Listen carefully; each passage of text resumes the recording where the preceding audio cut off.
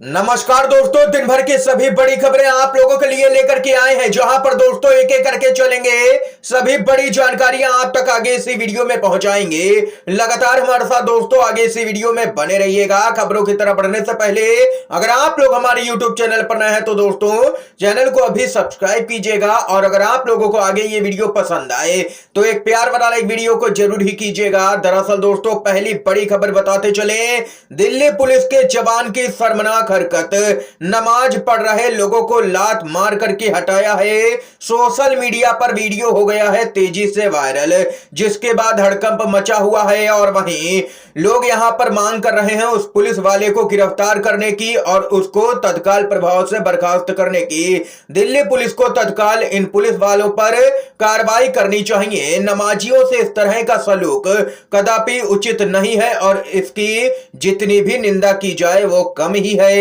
इतना ही नहीं, पूरे मामले पर वरिष्ठ पत्रकार रवीश कुमार की भी प्रतिक्रिया आई है। रवीश कुमार बोले, ये पूरी तरह से शर्मनाक है। पुलिस के भीतर भी राजनीति का यह जहर पहुंच गया है, ये कहना है रवीश कुमार का। और वहीं ये घटना दिल्ली के इंदरलोक की बताई जा रही है। पुलिस कर्मी के द्वारा नमाजियों को लात मारने की घटना के बाद सड़कों पर उतरे स्थानीय लोग आरोपी पुलिसकर्मी के खिलाफ में सख्त से सख्त कार्रवाई की लगातार मांग हो रही है।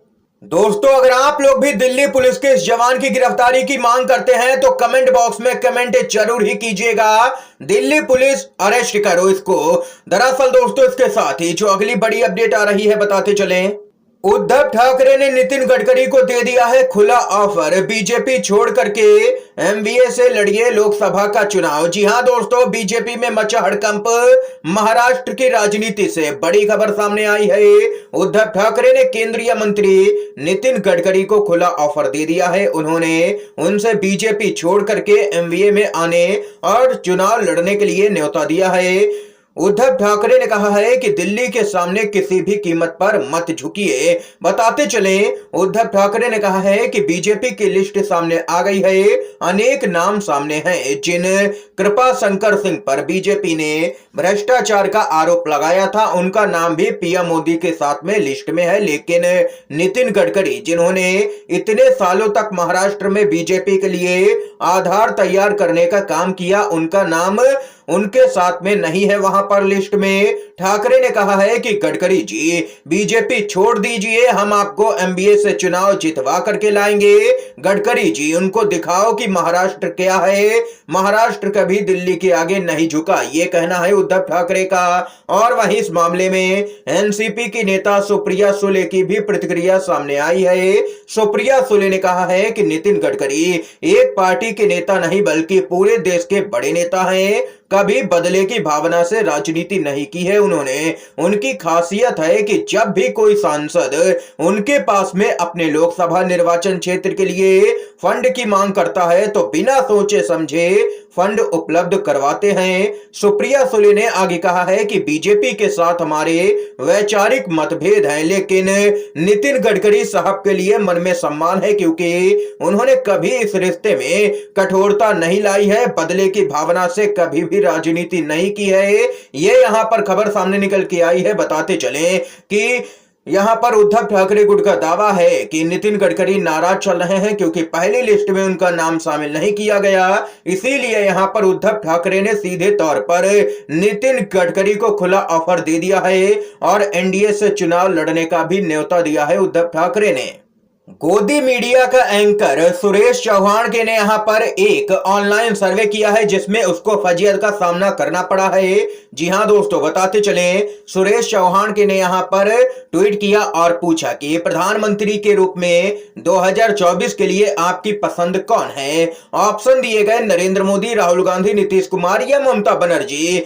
2,15,549 वोट पड़े हैं दोस्तों इसमें और नतीजे चौंकाने वाले हैं। 44% लोगों ने माना है कि नरेंद्र मोदी को पीएम बनना चाहिए और वहीं 51% से भी ज्यादा लोगों का मानना है कि राहुल गांधी को पीएम होना चाहिए। नीतीश कुमार को मात्र 2% और ममता बनर्जी को 1.5%, यानी कि कुल मिलाकर के दोस्तों कह सकते हैं कि गोदी मीडिया के जितने भी सर्वे हो रहे हैं उसमें यहां पर राहुल गांधी नंबर 1 पर ही रह रहे हैं और सर्वे में राहुल गांधी को ज्यादातर जनता पीएम के तौर पर देखना चाहती है। अगर आप लोग भी राहुल गांधी को पीएम के पद पर देखना चाहते हैं और मानते हैं कि राहुल गांधी देश का नेतृत्व कर सकते हैं तो अब इस वीडियो को लाइक कीजिएगा और कमेंट बॉक्स में कमेंट करके भी लिख सकते हैं दोस्तों #वी सपोर्ट राहुल गांधी। इसके साथ ही एक और बड़ी खबर की तरफ बढ़ते हैं।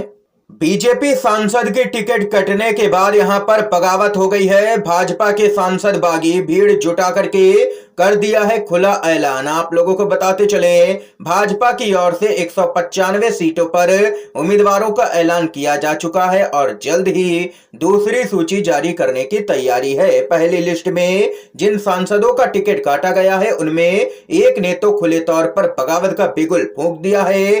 राजस्थान के चुरू से सांसद राहुल कसावा ने अपने आवास पर हजारों समर्थकों को जुटा करके न सिर्फ शक्ति प्रदर्शन किया है बल्कि बगावत का भी खुला ऐलान कर दिया है। राहुल कसावा ने भावुक अंदाज में समर्थकों के सामने अपनी बात रखी और अपनी नाराजगी का खुल करके इजहार किया। राहुल ने समर्थकों से पूछा कि उन्हें क्या करना चाहिए। समर्थकों ने उन पर ही फैसला छोड़ा तो कसावा ने चुनाव लड़ने का संकेत देते हुए कहा कि फैसला जनता ने ले लिया है और मैंने बात सुन ली है, अब तो मुकाबला लड़ा जाएगा। माना जा रहा है कि बीजेपी के सांसद राहुल कसावा जिनका टिकट काटा है बीजेपी ने, वे जल्द ही कांग्रेस में शामिल हो सकते हैं और कांग्रेस उनको लोकसभा के चुनाव में उतार सकती है दोस्तों मैदान में। ये यहां पर बड़ी बगावत देखने को मिल रही है बीजेपी के अंदर। इसके साथ ही दोस्तों एक और बड़ी खबर बताते चलें। सुप्रीम कोर्ट का बेहद ही बड़ा फैसला। हर नागरिक को सरकार के फैसलों की आलोचना करने का पूरा अधिकार है। अभिव्यक्ति की आजादी पर हमलों के बीच में सुप्रीम कोर्ट ने दे दिया है अहम फैसला। जी हां दोस्तों, सुप्रीम कोर्ट ने संविधान के अनुच्छेद 370 को निरस्त करने के लिए यहां पर आलोचना के मामले में एक प्रोफेसर के खिलाफ दर्ज प्राथमिकी रद्द कर दी है और कहा है कि प्रत्येक नागरिक को सरकार के किसी भी फैसले की आलोचना करने का पूरा अधिकार है। इसके साथ ही सुप्रीम कोर्ट का मानना है कि किसी की भी आवाज को दबाया नहीं जा सकता है। कोई भी यहां पर व्यक्ति हो सरकार के किसी भी फैसले का विरोध कर सकता है। अगर ऐसे सबकी आवाज दबाई जाने लगी तो देश में फिर लोकतंत्र कहां रह जाएगा। ये यहां पर कड़ी टिप्पणी भी कर दी है सुप्रीम कोर्ट ने दोस्तों। ये यहां पर इस समय की आज की तमाम बेहद बड़ी खबरें दोस्तों, मुख्य समाचार थे जो हमने आप लोगों तक पहुंचाए। दोस्तों अगर आप लोगों को ये वीडियो पसंद आया हो तो अभी इस वीडियो को लाइक कीजिएगा, ज्यादा से ज्यादा इन खबरों को, मुख्य समाचारों को शेयर कीजिएगा अपने सभी दोस्तों में और चैनल पर है तो दोस्तों चैनल को जरूर ही सब्सक्राइब कीजिएगा। वीडियो देखने के लिए आप सभी दोस्तों का बहुत बहुत धन्यवाद। जय हिंद, जय भारत।